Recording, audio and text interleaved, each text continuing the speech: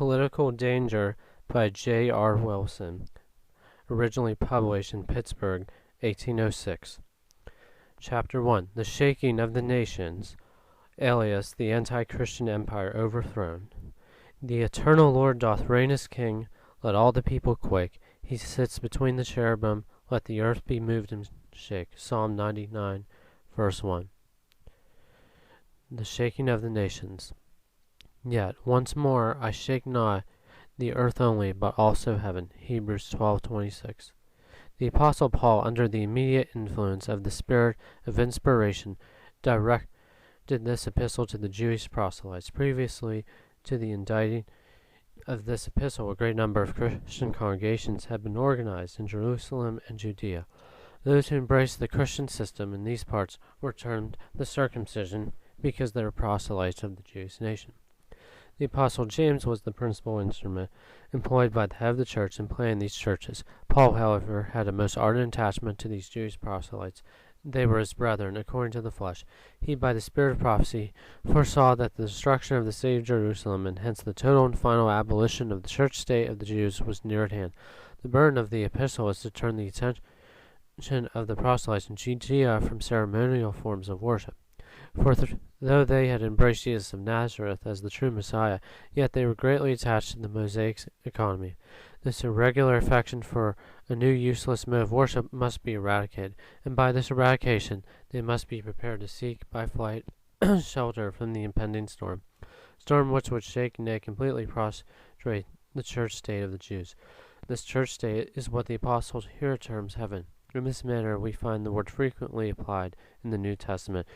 In the first clause of the verse, where our next text lies, Paul directs the attention of the Jews to the giving of the law at Mount Sinai, whose voice then shook the earth.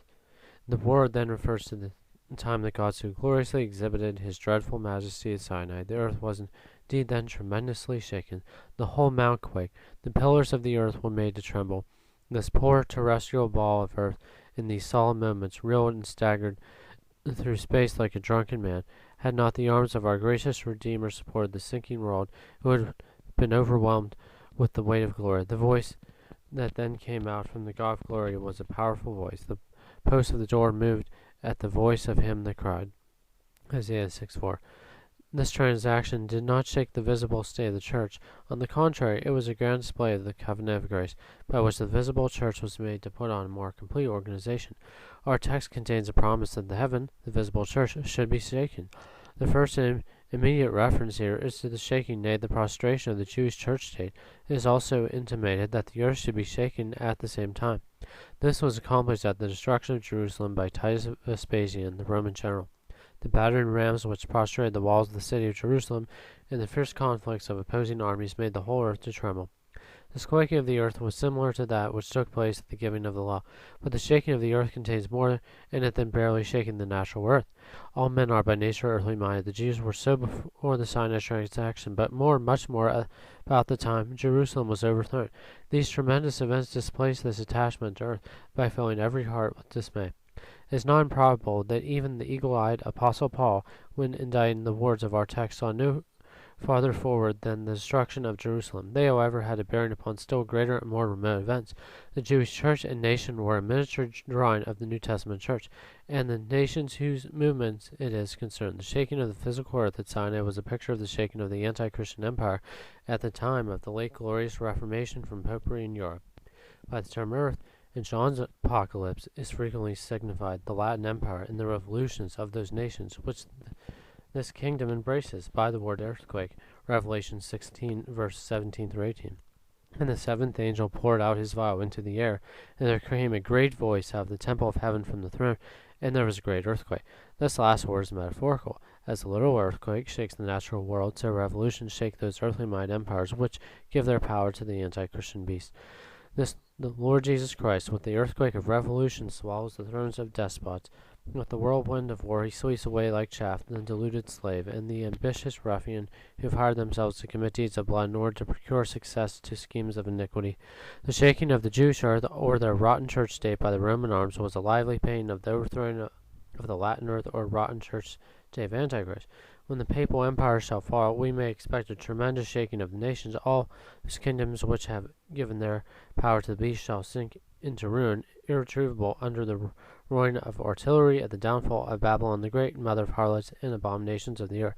In this very way we find this text applied by that very pious and profound divine Dr. John Owen, in a sermon which he preached before the Parliament of Great Britain at the time of the late glorious Revolution from Romish prelacy in the British Empire. Hence the following division rises, in our view: the means by which the Reformation from Popery was effected in Europe, the means by which the kingdom of Antichrist shall be utterly overthrown. Draw a few inferences. The means by which the Reformation from Popery was effected in Europe. Means the most unlikely to human wisdom shake the world. Martin Luther in Germany was a principal instrument. That the praise may not be of men but of God, his story shall in a few words be related. The place of this wonderful man's nativity was Eisleben, a humble village in Germany. He was at an early period of his life destined for holy orders in the Church of Rome. From pious but ill-directed motives, he, when young, immured himself in the gloomy cells of a monastery. He thus debarred himself from all the comforts of the present world. His piety was overstrained. The head of the church, however, overruled it for good. Among his brother monks of the order of St. Francis, he betook himself to the study of ancient literature, but especially for the Latin and Greek languages. In these he soon became adept, for nature had endowed him with great intellectual powers, and he was assiduous even to a proverb. In his gloomy cave he found a part of the New Testament in original Greek. After blowing the dust off its ragged leaves, he bent all the powers of his mind to the investigation of this precious jewel, which he found in the dunghill. He soon discovered the accursed popish fraud, which steals the Holy Scriptures from the eyes of the laity, and he bewailed it. Without delay, he published a Latin translation of the Gospels, I think, by Luke and John. These were soon circulated over a great part of the Germanic Empire. Luther was not, in the meantime, inactive. No, he used every exertion in his power to diffuse the light of divine truth among all ranks of Christians. His labor was not in vain in the Lord. 1 Corinthians 15, verse 58. Here were means every way unlikely, such as creating, so I could not have devised. A humble monk, a zealous papist, one closely hugged in the arms of superstition, furnished with a few leaves only of the Greek Testament, and those almost rotten. By these humble instruments the pillars of the anti-Christian empire were made to totter, nay, or almost torn away, not by might nor by power, but by my spirit, saith the Lord. Zechariah 4:6. By the preaching of the everlasting gospel, it was by the preaching of this gospel that the craggy summits of Sinai were made to shake. This is manifest from the 24th verse of Hebrews 12, compared with the first clause of the 26th. To Jesus, the mediator of the new covenant, whose voice then shook the earth, the Lord Jesus Christ himself came down upon the flaming top of Sinai, accompanied by 20,000 of his holy angels. God's chariots, 20,000 arts, thousands of angels strong in his holy place, as in Mount Sinai them among.